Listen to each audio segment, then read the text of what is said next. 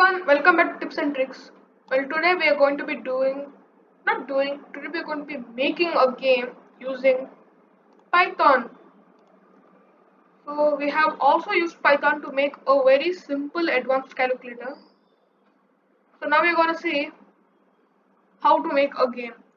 So this game will be known as Crossy RPG game because it's more like a crosser game. Means there will be one player, there will be a few enemies roaming around, has to cross there and reach the treasure. So let us start from game.py. So first you need to make 5 files. Main.py, game.py, gameObject.py, player.py and enemy.py. So actually first we need to start from game.py. So we have to import pygame, and from a game object, small game object, we are importing the class game object. And then we will give the class game, and from enemy we are importing enemy. Small enemy we are importing this bigger class. From small player we are importing the player. This game object means all the all the features from game object, all the features from this thing will be applied to player and enemy. It's like a super class. So you don't need to always always re-enter the data. So all those import, and then we need to initialize. Then when we have the self command, and we give self width, self height, self dot white color, and then you give self dot game dot window. You give Python display dot set mode. You give the commands. Then self clock means time for pygame, and then self dot background, it will give you there. You have to enter where it is loaded. It's from the cross RPG game. It's loaded in assets background.png. Then from treasure also is there. So self dot level means the levels like 1, 2 like that. But here we're gonna take it 1.0, 1.5, 1. No 2, 2.5, 3 like that. So self reset map. So in dev reset map, we are gonna give player, give him a speed of 10. Then speed is equal to 5 into self dot level into 5. Self dot level into 1, speed will be equal to 5. Self dot level point dot 4, speed will be 20. So then if self level is equal to 4.5, we will put these many enemies. Wait a minute, let's change this value to, what we'll do is let's change this value to 800. I wonder if that works. Okay, so like that you can add SX, and if it's on level 4, so basically we have learned all about iterative statements in the previous video. So we are using a bunch of iterative statements, and here we're gonna draw objects, self for enemies else. Here we're gonna draw objects. So in this draw object area, we are gonna actually blit them all onto the screen. Blit means putting them on the screen. So we're gonna blit everything onto the screen. And for enemy in self.enemy, we are gonna again blit.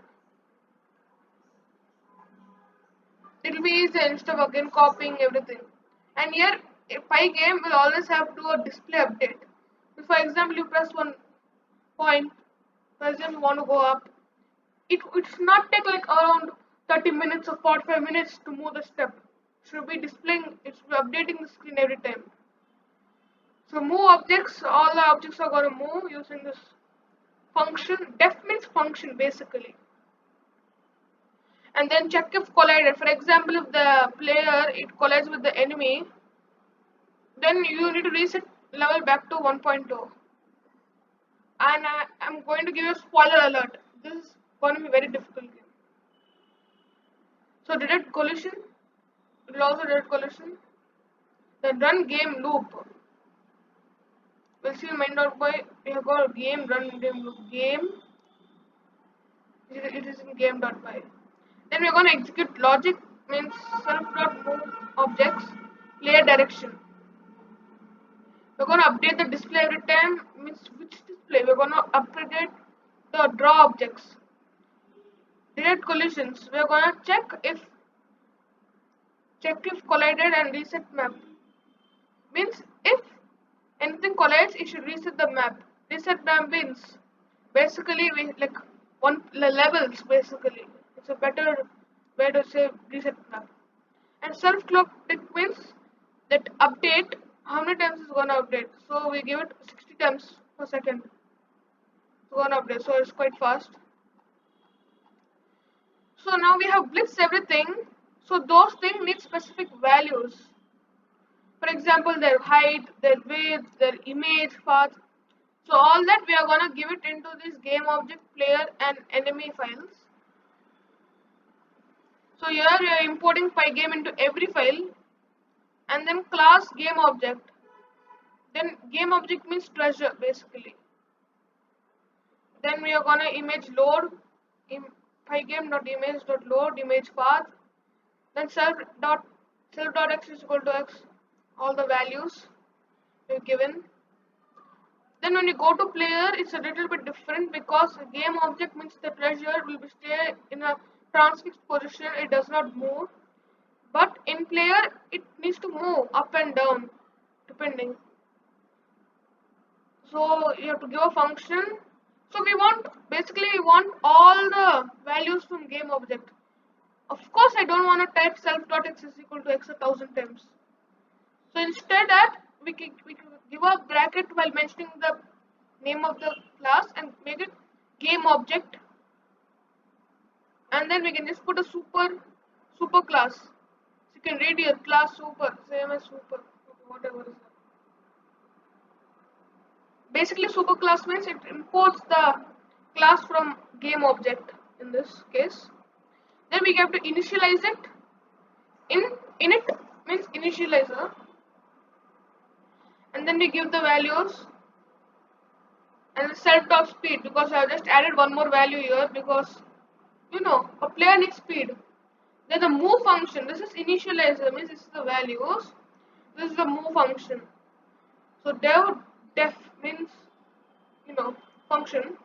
Move self direction max height. So for this we need, you might think what is max height. So see this is a very long line. Actually you can make it in short lines, but for now I didn't make it into a long line. So self.y is more than max height minus self.height and direction is all bigger than 0, or self.y is equal to 0 means it's equality. Equal to means equality. Equal to means assignment. And direction is greater than 0. 0 is greater, and here the number is greater than 0. They have to return. Return to what? It will be mentioned in the game. What is set? Self reset map. Self reset.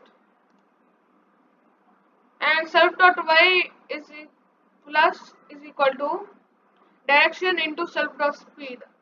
Self-speed direction. When we move to enemy class, is quite different. So here also we take the super class and we give it a speed value. Of course, if you wanted to, we can just take the super class of a player as already mentioned speed, if you're that lazy. And then we're going to give it a separate move functions. So self.x is equal to 0. Then self.speed is ABS. Return the absolute value of the argument. So self.speed means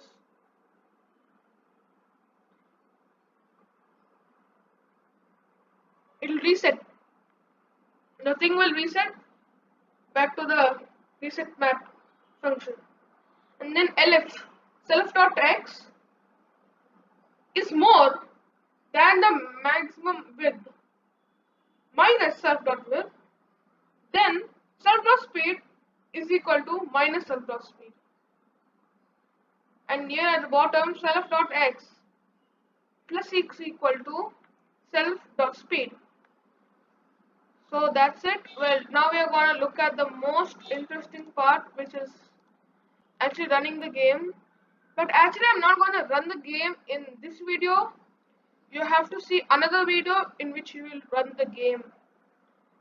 Actually that will be more interesting than this explanation, but it's always good to have the explanation. How a program works, you need to understand it. It's very, very important.